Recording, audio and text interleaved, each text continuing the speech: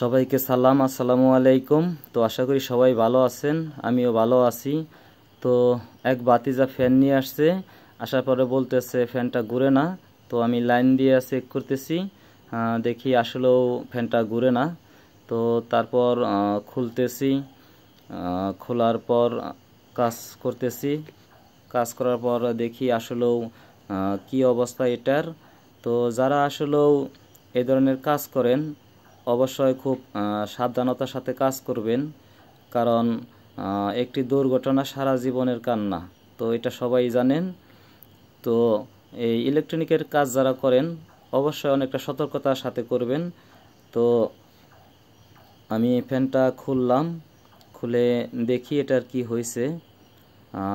আর যারা আপনার ওই গরমের দিনে ফ্যান, সিলিং ফ্যান বা খাসা ফ্যান, যে কোনো ধরনের সমস্যা হলে তো আমার কাছে নিয়ে আসতে পারেন।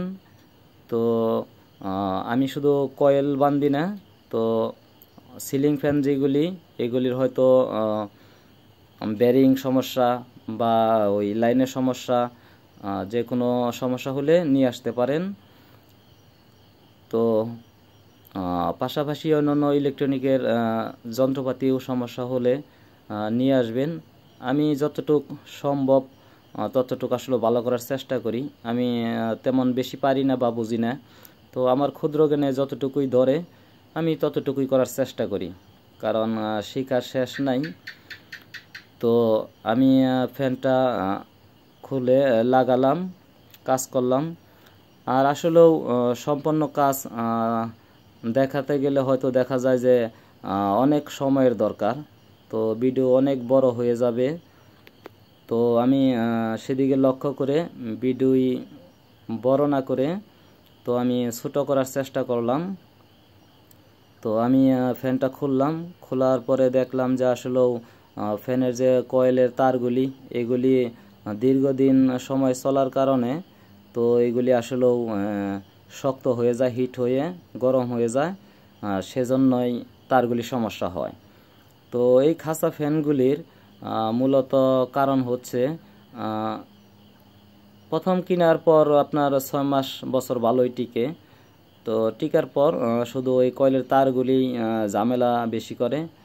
আর এইগুলি কাজ আসলেও অনেকটা মনোযোগ সহকারে করতে হয়, কারণ এইগুলির তার অনেকটাই চিকন হয় বা ভেঙে যায়। হঠাৎ করে দেখা যায় কাজ করার সময় একটু হালকা টান লেগে গেলেই ফ্যানের তারগুলি কিন্তু টাস করে ছিঁড়ে যায়।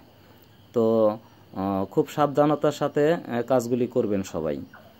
আর যদি ভিতর থেকে আসলেও কেটে যায় বা পুড়ে যায় তাহলে তার সম্ভব না। তো যতটুক সবাই চেষ্টা করে যে যতটুক ভালো করার জন্য, তো আমিও চেষ্টা করলাম। তো এই ফ্যানটা আসলেও ভালো হয়েছে। তো আমি এখন চেক দিলাম, চেক দিয়ে অবশ্যই আপনারা দেখতেছেন যে ঘুরতেছে।